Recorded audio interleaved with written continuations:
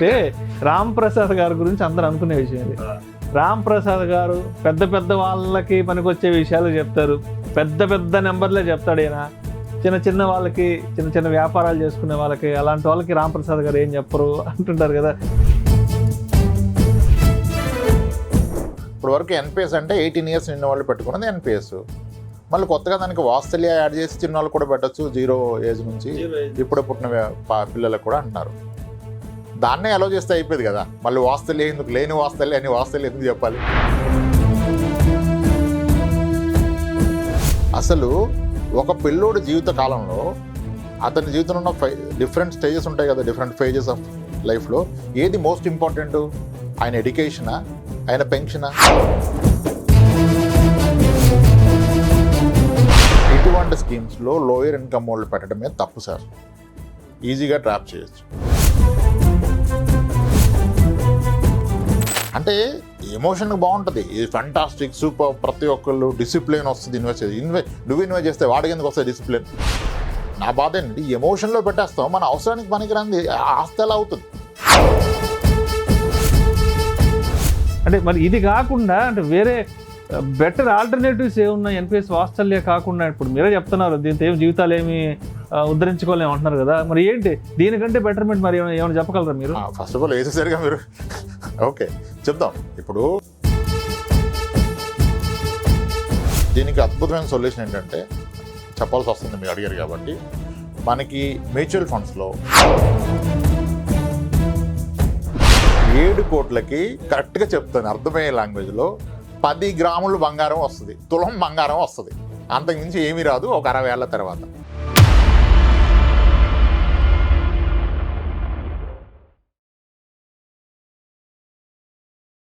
Welcome to Vishnu talks. నేను మీ విష్ణు. ప్రస్తుతం నాతో పాటు certified financial planner Ram Prasad గారు ఉన్నారు, వారితో మాట్లాడదాం. సార్, రామ్ ప్రసాద్ గారు welcome to Suman TV. Sir నమస్తే విష్ణు గారు. రైట్, రామ్ ప్రసాద్ గారు, పిల్లల భవిష్యత్ అవసరాలను దృష్టిలో ఉంచుకొని కేంద్ర ప్రభుత్వం రీసెంట్ గా ఎన్పిఎస్ వాత్సల్య అనే ఒక పథకాన్ని తీసుకొచ్చింది. ఆల్రెడీ మనకి ఎన్పిఎస్ అనే ఒక పథకం ఉంది. ఇప్పుడు కేంద్ర ప్రభుత్వం కొత్తగా ఎన్పిఎస్ వాత్సల్య అనే పథకాన్ని తీసుకొచ్చింది కాబట్టి ఆల్రెడీ ఇప్పుడు ఉన్న ఎన్పిఎస్ కి రీసెంట్ గా వచ్చిన ఎన్పిఎస్ వాత్సల్యకి మధ్య ఉన్న తేడా ఏంటి? సార్ వాత్సల్య అంటే ఏంటి సార్? ప్రేమ, మమకారం కదా, అది ఉంటే దీంట్లో పెట్టమని కదా దాని అర్థం. ఒక విషయం అర్థం చేసుకోండి, మన పిల్లల మీద పరయోడు గౌడకు ప్రేమ ఉండదు కదా. అసలు ఎన్పిఎస్ ఉండగా ఎన్పిఎస్ వాత్సల్య అవసరం ఉందా అనేది నా డౌట్ యాక్చువల్గా. సేమ్ ఫీచర్స్ ఉన్నప్పుడు ఇప్పుడు వరకు ఎన్పిఎస్ అంటే 18 years నిన్న వాళ్ళు పెట్టుకున్నది ఎన్పిఎస్. మళ్ళీ కొత్తగా దానికి వాత్సల్య యాడ్ చేసి చిన్న వాళ్ళు కూడా పెట్టచ్చు, 0 age నుంచి ఇప్పుడు పుట్టిన పిల్లలకు కూడా అంటున్నారు. దాన్నే అలో చేస్తే అయిపోయింది కదా. మళ్ళీ వాత్సల్య ఎందుకు, లేని వాత్సల్య అని వాత్సల్య ఎందుకు చెప్పాలి? అంటే ఇది ప్రత్యేకించి చిన్న పిల్లలు అన్న విషయాన్ని తీసుకెళ్ళడానికి ఏమో కదా, చిన్న పిల్లలకి పెట్టమని చెప్తున్నారు. కానీ పర్పస్ ఆఫ్ ఇన్వెస్ట్మెంట్ ఏంటి? ఈ స్కీమ్ యొక్క పర్పస్ ఏంటి అంటే ఇప్పుడే పుట్టిన పిల్లల నుంచి 18 ఏళ్ళలోపు ఉన్న ప్రతి ఒక్కరిని ఈ స్కీమ్ లోకి తీసుకొస్తే వాళ్ళ పెన్షన్ కొరకు అంటున్నారు. వాళ్ళ పెన్షన్ కొరకు దీన్ని చాలా గొప్పగా చెప్తున్నారు. భవిష్యత్తు పెన్షన్ అని అంటే ముసలితనంలో వచ్చే డబ్బులకి ఇప్పటి నుంచి పెట్టమంటున్నారు. అంతే కదా, అదే కదా. అసలు ఒక పిల్లోడి జీవిత కాలంలో అతని జీవితంలో ఉన్న డిఫరెంట్ స్టేజెస్ ఉంటాయి కదా, డిఫరెంట్ ఫేజెస్ ఆఫ్ లైఫ్లో ఏది మోస్ట్ ఇంపార్టెంట్? ఆయన ఎడ్యుకేషనా, ఆయన పెన్షనా? మీరు ఎడ్యుకేషన్ ఇస్తే పెన్షన్ సంపాదించుకుంటారు. దీంట్లో డ్రాబ్యాక్ అనిపిస్తుంది నాకేంటంటే, ఇది వృద్ధాప్యంలో 60 ఏళ్ళు వచ్చాక పెన్షన్ గా వస్తుంది, కానీ ఈ మధ్యలో వచ్చే అవసరాలకు కానీ ఎడ్యుకేషన్ కానీ పనికిరాదు. అదేంటి సార్ అది? పనికి రాదు ఇన్ ద సెన్స్, ఇది 60 ఏళ్ల వరకు లాక్ ఇన్. ముందుగా ఏం చెప్పారు, ఈ రోజు పుట్టిన పిల్లల నుంచి 18 ఏళ్ళలోపు ఎంటర్ అవ్వచ్చు. మీకు ఈ 18 ఏళ్ల లోపు ఎప్పుడైనా డబ్బులు తీయాలనిపిస్తే మీరు పెట్టిన పెట్టుబడిలో 20% మాత్రమే తీయగలరు. 20%. దానికి కండిషన్స్ మీరు ప్రూవ్ చేసుకోవాలి. పెద్ద జబ్బు వచ్చిందని, ఎడ్యుకేషన్ కానీ ప్రూవ్ చేసి తీయాలంటాడు 3. అవి ప్రూవ్ చేసి తీసే లోపల నిజంగా జబ్బు వస్తే జబ్బు ఆగదు కదా, సో దానికి పనికిరాదు. అయినా మీ కాంట్రిబ్యూట్ చేసిన అమౌంట్లో 20% ఫండ్ వాల్యూలో కూడా కాదు. అండ్ 18 ఏళ్ళు నిండగానే మీకు ఒక అవకాశం ఇస్తారు. మీరు ఇక్కడితో విత్డ్రా చేసుకుని వెళ్ళిపోతారా, కంటిన్యూ చేస్తారా? అది కూడా విత్డ్రా చేయగలిగింది 20%. పూర్తిగా విత్డ్రా చేయాలంటే ఆ రోజు వరకు మీరు పెట్టిన అమౌంట్ ఫండ్ యొక్క వాల్యూ 2.5 lakhs బిలో ఉండాలి. 2,50,000 ₹1 అనుకోండి, మీరు తీయలేరు డబ్బులు, అప్పుడు 20% తీయాలి. తీసి విత్డ్రా చేస్తే 20% మీకు వస్తుంది, 80% యాన్యుటీ ప్లాన్కి వెళ్తుంది. యాన్యుటీ ప్లాన్ అంటే ఏంటి? సంవత్సరానికి 6% 5% యాన్యుటీలు ఉన్నాయి ఈరోజు. అది ఎవరు ముక్కులో పెడతారు సార్? దేనికి పనికి వస్తుంది? సరిపడదు కదా. సో నా మనీ బ్లాక్ అయిపోతుంది. అప్పుడు Tier 1 అకౌంట్గా కన్వర్ట్ అవుద్ది. రెగ్యులర్ NPS లాగా Tier 1 అకౌంట్ అంటారు. Tier 1 అకౌంట్గా కన్వర్ట్ అవుద్ది. ఇంకా అక్కడ నుంచి 60 ఏళ్ల పాటు పెడితే, అంటే అప్పటిదాకా మనం పెడితే అప్పటి నుంచి పిల్లలు పెట్టుకుంటారంట. పిల్లలు పెట్టుకుంటే అవి గుడ్లు పెట్టి 60 ఏళ్ళకి అద్భుతం జరిగిపోద్ది అంటారు. అంటే ఇప్పుడు అట్లా కదా రామప్రసాద్ గారు, ఇప్పుడు 1000 రూపాయలు పెట్టుకుంటూ పోతున్నాము, 12% చొప్పున ఇస్తామంటున్నారు. 60 ఏళ్ళకి ఇస్తానంటలేదు, NPS కదా by default. 75% equity, remaining date to government bonds, corporate bonds, alternate investments ఉంటాయి. వాళ్ళు రావచ్చు అగ్రెసివ్ పెడితే. అంతే. సో ఆల్మోస్ట్ ఒక 7 కోట్ల వరకు రావచ్చు కదా. 7 కోట్ల వరకు 1000 రూపాయలు నెలకి పెడితే, అంటే దీంట్లో మినిమం సంవత్సరానికి 1000 రూపాయలు. సరే, కొందరు స్ట్రెస్ తీసుకొని నెలకు 1000 రూపాయలు పెట్టారు అనుకోండి, ఇప్పుడే పుట్టిన అబ్బాయికి 60 ఏళ్ల పాటు పెడితే 12% వస్తే 7 కోట్లు వస్తాయి. అంటే 7 కోట్లు ఏమి చిన్న అమౌంట్ ఏం కాదు కదా. 7 కోట్లు అనేది పెద్ద కార్పస్ కదా. ఇదే ఎందుకు రామప్రసాద్ గారికి 7 కోట్లు అనేది పెద్ద అమౌంట్ కనిపించదు? చెప్తాను, ప్రూవ్ చేస్తా. దీన్ని 7 కోట్లు చెప్పారు, 12% రిజిస్ట్రేషన్ తీసి 60 ఏళ్ళకి 1000 రూపాయలు ఎస్ఐపిని 14 తీస్తే 30 కోట్ల పైన వచ్చింది. అసలు నాకు ఒక విషయం చెప్పండి, 60 ఏళ్ల తర్వాత ఒక బాబు ఇప్పుడే పుట్టాడు సార్, పాప బాబు ఈ సెప్టెంబర్ అక్టోబర్ లో పుట్టారు. 2024 అక్టోబర్ నవంబర్ అనుకున్నాం. నెలకు 1000 రూపాయలు మనం స్టార్ట్ చేసాం, 60 ఏళ్ళ పాటు పెట్టాం. ఓకే, ఇక్కడ నుంచి 60 ఏళ్ళు, అప్పుడు 7 కోట్లు వచ్చింది. అసలు నిజానికి 60 ఏళ్ళ తర్వాత 7 కోట్లకి ఏమొస్తుంది అనుకుంటున్నారు మీరు? అదేంటి సార్, అంటే 7 కోట్లకి ఏదో వస్తుంది కదా సార్? 7 కోట్లకి కరెక్ట్ గా చెప్తాను అర్థమయ్యే లాంగ్వేజ్ లో 10 గ్రాములు బంగారం వస్తుంది, తులం బంగారం వస్తుంది. అంతకుమించి ఏమీ రాదు ఒక 60 ఏళ్ల తర్వాత. ఒక్క నిమిషం, ఇప్పుడు తులం బంగారం 75,000 72,000 ఉంది. అంటే ఇప్పుడు ఏదైతే తులం బంగారం 72,000 75,000 వస్తుందో అది 60 ఏళ్ల తర్వాత 7 కోట్లు పెడితే గానీ వస్తుంది. 7 కోట్లు 60 ఏళ్ల తర్వాత? సార్ ఉండండి సార్, మరి భయపెట్టకండి. మరి నేను ప్రూవ్ చేస్తాను, టెన్షన్ అవసరం లేదు, ప్రూవ్ చేస్తా. కొంచెం పేషెన్స్ ఉండాలా, వినగలగాలి. ఇప్పుడు 60 ఏళ్ల తర్వాత బంగారం ఎంత ఉంటుందో మనకు తెలియదు, మనం ఆస్ట్రాలజీ చెప్పలేం కాబట్టి. 60 ఏళ్ల క్రితం ఎంత ఉందో చూద్దాం. 1964 లో గ్రామ్ బంగారం ఎంత చెప్పండి మీరు నాకు. నేను ఒకసారి గూగుల్లో చెక్ చేసి చెప్పండి ఒకసారి. 1964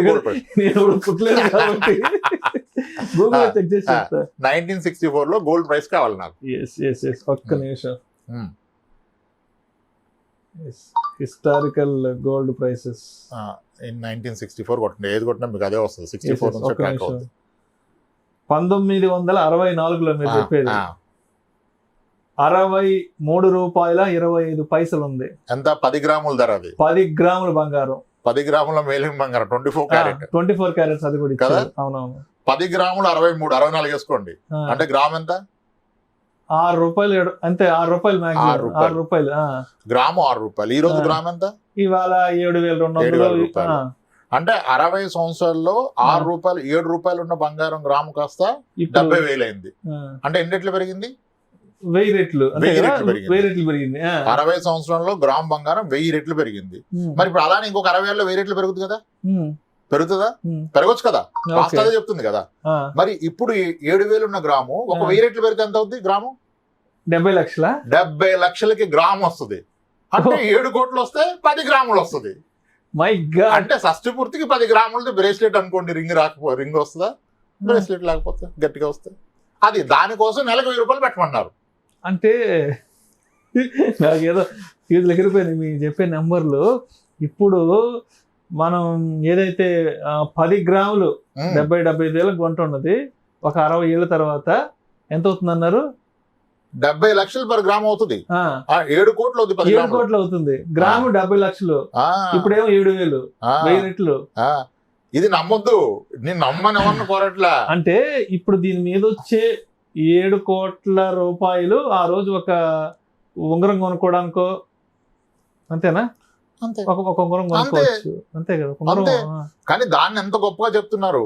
సంవత్సరానికి 12,000, 60 నెలలు కడితే ఇంచుమించుగా మీరు కట్టేదంతా సంవత్సరానికి 12,000, 60,000 అంటే 7 లక్షలు కడితే మీకు 7 కోట్లు వచ్చేస్తుంది అన్నారు. సార్ ఇప్పుడు నేను ఒక విషయం చెప్తా. చెప్పండి. అంటే రామ్ ప్రసాద్ గారి గురించి అందరూ అనుకునే విషయం ఇది. రామ్ ప్రసాద్ గారు పెద్ద పెద్ద వాళ్ళకి పనికొచ్చే విషయాలు చెప్తారు, పెద్ద పెద్ద నెంబర్లే చెప్తాడు. ఈయన చిన్న చిన్న వాళ్ళకి, చిన్న చిన్న వ్యాపారాలు చేసుకునే వాళ్ళకి, అలాంటి వాళ్ళకి రామ్ ప్రసాద్ గారు ఏం చెప్పరు అంటుంటారు కదా. సార్ నేను నిజం చెప్తున్నాను సార్, అసలు ఏం జరుగుతుందో చెప్తున్నా. పెద్ద చిన్న ఉంది అంటే ఎక్స్పెక్టేషన్ రైట్ పెట్టుకోండి. అవును సార్, ఇప్పుడు నెలకి లక్షలు ఇన్వెస్ట్ చేసుకునే వాళ్ళకి ఏదో సార్ బాగానే ఉంటుంది కదా. ఇటువంటి స్కీమ్స్ లో లోయర్ ఇన్కమ్ వాళ్ళు పెట్టడమే తప్పు సార్. ఈజీగా ట్రాప్ చేయొచ్చు. విషయం చెప్తున్నాను. ఇప్పుడు సీజనల్ ఫీవర్స్ వస్తున్నాయా గత 3 నెలలుగా? అంటే మాకు వచ్చే హెల్త్ ఇన్సూరెన్స్ క్లెయిమ్స్ లోనే కొన్ని 10ల కొద్దీ డెంగ్యూ కేసులు మేము చూసాం క్లెయిమ్స్. ఓకే, ఇప్పుడు మనకి సుకన్య సమృద్ధి ఉంది కదా, అది కూడా లాక్ ఇన్. ఇటువంటి స్కీమ్స్ లో పెట్టుకున్నప్పుడు ఒక పిల్లోడి పేరు మీద 3 లక్షలు జమ చేశాడు ఒక వ్యక్తి. 12 ఏళ్ల పిల్లోడికో, కూతురుకో, కొడుకో పేరు మీద 3 లక్షలు ఉంది, కానీ నీకు లిక్విడిటీ లేదు, రాదు. వీడికి జ్వరం వచ్చింది. ఇప్పుడు డైలీ వేజ్కి వెళ్ళే వాళ్ళకి, చిన్న చిన్న పనులు చేసే వాళ్ళకి ఆ జ్వరం వస్తే 30-40 ఖర్చు పెట్టే స్తోమత ఉండగా ఇగ్నోర్ చేస్తారు. ఎంతవరకు మెడిసిన్ అది వికటిస్తే చాలా జరిగిన ఇన్సిడెంట్స్. మీరు ఇక్కడ కూర్చొని మనం మాట్లాడుతున్నాం. మీరు రిమోట్ ఏరియాస్కి వెళ్తే జ్వరాల వలన చనిపోయిన 16 ఏళ్ళలో పిల్లలు 100 మంది ఉన్నారు సీజన్లో. ఎవరు ఎక్కడ చూపించారు. ఎందుకు? ఆ సమయానికి 30,000 చేతికి అందక, అప్పు పుట్టక, డబ్బు అందక. ఏ తల్లిదండ్రి ఇగ్నోర్ చేయరు కదా, డబ్బులు లేక ఇగ్నోర్ చేస్తారు. నా బాధ ఏంటంటే ఎమోషన్లో పెట్టేస్తాం, మన అవసరానికి పనికిరాంది ఆస్తి ఎలా అవుతుంది. అంటే ఇవాళ తక్కువకి వస్తుందిలే అని చెప్పి ఇన్వెస్ట్ చేస్తాం, బట్ అది మనకి లాంగ్ రన్ లో దానివల్ల పెద్ద బెనిఫిట్ ఉండకపోవచ్చు. అంటే అసలు మన అవసరానికి ఆదుకోదు. ఇప్పుడు పిల్లోని సమర్థుని చేస్తే నువ్వేం ఇవ్వాల్సిన అక్కర్లేదు. వాడు అసమర్థుడైతే నువ్వేమి ఇచ్చినా నిలబెట్టుకోడు. అంటే సమర్థుని చేయాలంటే మనం దేనికి ఇన్వెస్ట్ చేయాలి? వాడు రిటైర్మెంట్కి ఇన్వెస్ట్ చేయాలా, వాడు ఎడ్యుకేషన్కి ఇన్వెస్ట్ చేయాలా? వాడికి మంచి ఎడ్యుకేషన్ ఇవ్వాలి, వాడికి చదివిస్తే తర్వాత వాడు ఈ రోజు పెట్టాలి. ఈ రోజు దాచి ఆ రోజు ఆయన తింటాడండి. అప్పటికి నువ్వు కూడా ఉండవు కదా. 60 ఏళ్ళకి షష్టిపూర్తికి వచ్చే డబ్బుల గురించి వాస్తల్య షష్టిపూర్తి. ఇప్పుడు పుట్టినోడికి షష్టిపూర్తి మాట్లాడుతున్నాం మనం. అంటే రిటైర్మెంట్ ఫంక్షన్ చేసుకునేటప్పుడు అది కూడా 60% వస్తుంది. రిమైనింగ్ 40 వచ్చి యాన్యుటీలోకి వెళ్ళిపోతుంది. 7 కోట్లు వస్తుందా? రాదు కదా. ఆ 4,20,00,000 ఎంతో వస్తుంది. అంటే అప్పుడు నిజమే కదా, 10 గ్రాముల బంగారం రాదు కదా సార్. ఓకే, అది అంటే ఎమోషన్ బాగుంటుంది. Fantastic, super. ప్రతి ఒక్కళ్ళు డిసిప్లిన్ వస్తుంది. నువ్వు ఇన్వెస్ట్ చేస్తే వాడికి ఎందుకు వస్తాయి డిసిప్లిన్? ఫైనాన్షియల్ నాలెడ్జ్, డిసిప్లిన్ ఎక్కడి నుంచి వస్తాయి? నువ్వు డే అవుట్ యాక్టివిటీస్ నేర్పిస్తే వస్తుంది కానీ డిసిప్లిన్. నీ పేరు మీద 1000 రూపాయలు పెడతానా డిసిప్లిన్ వస్తుందా? కదా. మనం ఈ సండే ఇంత ఖర్చు పెట్టాం, ఇగోనన్నా మనం ఈ వెకేషన్కి ఇంత ఖర్చు పెట్టానరా, నా ఇన్కమ్ ఇంతే, ఇంత ఖర్చులు పోతే ఎంత దాస్తున్నా నీ ఎడ్యుకేషన్ కంటే వస్తుంది డిసిప్లిన్. నీ పేరు మీద 1000 రూపాయలు పెడతానా డిసిప్లిన్ వస్తారు కన్నా. అది చెప్పండి, బాగుంటాయి. ఫంటాస్టిక్, సూపర్, ఫ్యాబులస్, ఇది మిస్ కావద్దు, కేంద్ర ప్రభుత్వం ఇచ్చిన అది ఇది అంటున్నారు. ఏమీ లేదు అక్కడ అసలు. అంటే మేబీ అది ఎన్పిఎస్ ఈక్విటీ పార్టిసిపేషన్ కదా, గ్రేట్ కాంపౌండింగ్. కానీ నీకు టైంకి పనికిరాంది ఏదైతే ఏం లాభం? సరే, ఇప్పుడు ఇదైతే టైంకి పనికిరాదు అంటున్నారు. దీనివల్ల జీవితంలో అద్భుతాలు ఏం జరగమంటున్నారు, దీనివల్ల జీవితాలు ఏం మారిపోమంటున్నారు కదా. అంటే మరి ఇది కాకుండా అంటే వేరే బెటర్ ఆల్టర్నేటివ్స్ ఏమున్నాయి? ఎన్పిఎస్ వాత్సల్య కాకుండా ఇప్పుడు మీరే చెప్తున్నారు దీంతో ఏం జీవితాలు ఏమి ఉద్ధరించుకోలేము అంటున్నారు కదా. మరి ఏంటి దీనికంటే బెటర్మెంట్? మరి ఏమైనా చెప్పగలరా మీరు? ఫస్ట్ ఆఫ్ ఆల్ ఏది సరిగా మీరు ఓకే చెప్దాం. ఇప్పుడు 12% వచ్చి అవసరానికి పనికిరాని దానికన్నా 7% వచ్చి అవసరానికి ఆదుకునేది బెస్ట్. దానికి మనకు 100 ఆల్టర్నేట్స్ ఉన్నాయి.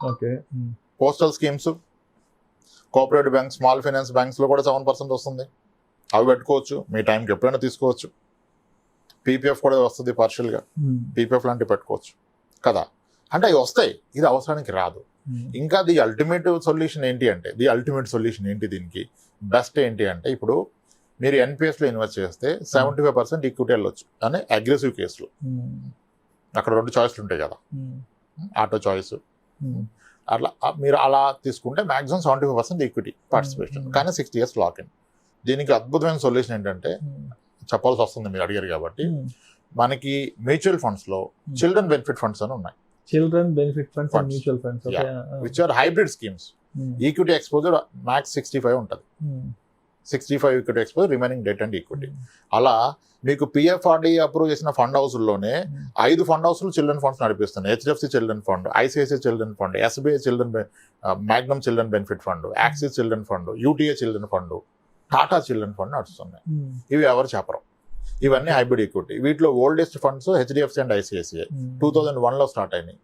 టిల్ డేట్ అవి ఇచ్చిన రిటర్న్ ఎంత తెలుసా? Average CAGR, hybrid fund not equity, 16% ఇచ్చేసారు ఈ రెండు ఫండ్. 16% సిఏజిఆర్ పర్ ఇయర్ ఇచ్చినాయి. 16% అంటే మనం మామూలుగా 12 to 15 చెప్పుకోవడమే. హైబ్రిడ్ ఫండ్ 16 ఇచ్చింది సార్. ఇప్పుడు అందరూ మళ్ళీ కొంతమంది దీనికి ఆల్రెడీ ఇండెక్స్ లో పెట్టే 12% ఇండెక్స్ ఎందుకు? ఈ hybrid funds always wheat in index with 60%, 65% exposure in equity. ఇవి ఎనీ క్యాలెండర్ ఇయర్ మీరు రిటర్న్ చూస్తే, క్యాలెండర్ ఇయర్ రిటర్న్ వర్సెస్ నేను చెప్పిన hybrid funds, children benefit funds versus Nifty 50 చూస్తే almost in the last 22 years లో 2-3 years barring every year ఇది Nifty 50 కన్నా 2-3% more alpha ఇచ్చింది. And taking equity exposure 65. Nifty 50 is 100% equity కదా. 65% ఈక్విటీలో మీకు ఎప్పుడు నిఫ్టీ 50 కన్నా ఎక్కువ ఇచ్చింది. ఓవరాల్ గా ఈ రోజు అంత లెస్ వాలటిలిటీలో ఇచ్చారు. వీటికి ఏముంటుంది అంటే ఇవి కూడా చిల్డ్రన్ బెనిఫిట్ ఫండ్స్ కదా, వీటిని సొల్యూషన్ ఫండ్స్ అంటారు. ఇవి 5 years లాక్ ఇన్ ఉంటుంది, 60 years కాదు. 5 years or the 18 years of the child age, whichever comes early, అంతవరకు లాక్ ఇన్. ఇప్పుడు నాకు హైయర్ ఎడ్యుకేషన్ కావాలి, నాకు 2 years 5 years పెట్టుకోవచ్చుగా, సేమ్ రేట్ని ఇస్తుంది. అద్భుతంగా proven funds, HDFC children gift fund, ICICI children fund, SBI Magnum children benefit fund వచ్చింది. Launch అయ్యి 4 years, 4 years ఎంత రేట్ ఇచ్చింది తెలుసా? 400% ఇచ్చింది అబ్సల్యూట్ టర్మ్స్ లో. యాన్యువల్ టర్మ్స్ లో 40% పర్ ఇయర్ ఇచ్చింది. 2001 క్యాలెండర్ ఇయర్ లో SBI children fund with in 1 year ఇచ్చిన రిటర్న్ 75%. 75% mutual fund. అది అద్భుతాలు ఉన్నాయి. అంటే మ్యూచువల్ ఫండ్ లో పెడితేనే మారుద్దని చెప్పట్లా, ఆ కన్విక్షన్ వాళ్ళు అర్థమైన వాళ్ళే పట్టండి, లేని వాళ్ళు పట్టదు. సో ఏ ఇన్వెస్ట్మెంట్ అయినా సరే ముందు అర్థం చేసుకుని దాంట్లో ఉన్న లోటుపాట్లు ఏంటో మనం అర్థం చేసుకుని, ఇవి సొల్యూషన్ ఓరియంటెడ్ ఫండ్స్. ఇంకా అద్భుతం ఉంది వీటిలో. హెచ్డిఎఫ్సి చిల్డ్రన్ ఫండ్ ఇంకొక బెనిఫిట్ ఉంటుంది, ఇప్పుడు ఉంచారో తీసారు తెలియదు, అదే రిమెంబర్. నేను చాలా ఫండ్స్ ఇచ్చాను. అవి guardian or parent accidental death అయితే కూడా వాడు ఇన్సూరెన్స్ కవర్ ఇస్తాడు, పర్సనల్ యాక్సిడెంట్ కవర్. అది అద్భుతం కదా. దీంట్లో ఏం లేదు. యాక్చువల్లీ ఎన్పిఎస్ వాస్తవ్యాన్ని మీరు అట్రాక్టివ్ చేయాలంటే, ఇన్ కేసు గార్డియన్ కి ప్రమాదవశాత్తు మరణం సంభవిస్తే దానికి మీరే 10 లక్షలు 20 లక్షలు పెట్టాల్సిందే. అంటే 1000 రూపాయలు మంత్లీ కనుక కాంట్రిబ్యూట్ చేస్తే 1,00,000 రూపాయలు ప్రమాద బీమా అలా ఏమన్నా నామినల్కి వస్తుంది. పెడితే పిల్లోడు భవిష్యత్తు. ఇక్కడ ఏమంటున్నాడు, గార్డియన్ చనిపోయినా కిడ్ చనిపోయినా డబ్బులు వెనక్కిస్తాను. ఎవడొక్క డబ్బులు పెట్టిన డబ్బులు వాడి పరిస్థితి ఏంటి? HDFC children fund I remember personal accident cover ఉంది అక్కడ. గార్డియన్ చనిపోతే వాడు ఇస్తాడు 10 lakhs 20 lakhs. అది ఎంత అద్భుతం. అది కూడా లేదు. వాస్తల్యం అంటే ఎక్కడ కనపట్లేదు నాకు దాంట్లో వాస్తల్యం. అంటే మా భవిష్యత్ అవసరాలకు పనికి ఎట్లా పెట్టుబడి అవుతుంది సార్.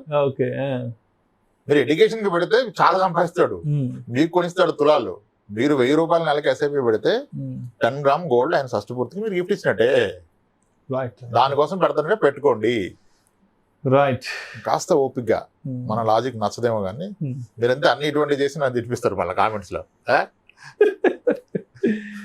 అంటే ఇప్పుడు మీరు చెప్పినట్టు ఇన్వెస్ట్మెంట్ అంటే ఏదో గుడ్డుగా చేసేయడం కాదు. ఇది ఏంటి, ఎండ్ ఆఫ్ ది డే దీనివల్ల మనకి ఎంత బెనిఫిట్ ఉంటుంది, మధ్యలో ఏదైనా ఎమర్జెన్సీకి ఇది ఎంతవరకు మనకి సపోర్ట్ ఇస్తుంది అనే దాంట్లో మనం అంటే మనకు మన ఇన్వెస్ట్మెంట్ ఒక గోల్ ఉండాలి కదా. This is called begin with the end in mind. మొదట్లోనే నువ్వు చివరిని చూడాలి. అది ఎవరు చూడలా. బస్సు కనపడదా ఉరికిపోయి ఎక్కడికి వెళ్తా నీకు సంబంధం లేదు. బస్సు ఎక్కాడు దిగాడు, ఇంకో బస్సు కనపడదు ఎక్కాడు. అదే పరిస్థితి ఇన్వెస్ట్మెంట్స్ లో. అది తప్పు. Right done sir. Right. Thank you sir. Thank you so much Ramprasad గారు. ఇప్పుడున్న ఎన్పిఎస్ కి, అదేవిధంగా కేంద్ర ప్రభుత్వం రీసెంట్ గా తీసుకొచ్చిన ఎన్పిఎస్ వాత్సల్యాకి మధ్య ఉన్న తేడా ఏంటి, అదేవిధంగా అసలు ఎన్పిఎస్ వాత్సల్యాకి సంబంధించి మీకున్న అభిప్రాయం ఏంటనే దాని గురించి కూడా చాలా చక్కగా మన ప్రేక్షకులకు మీ అనాలిసిస్ తెలియజేశారు. Thank you so much Ramprasad గారు. థ్యాంక్స్ అండి విష్ణు గారు.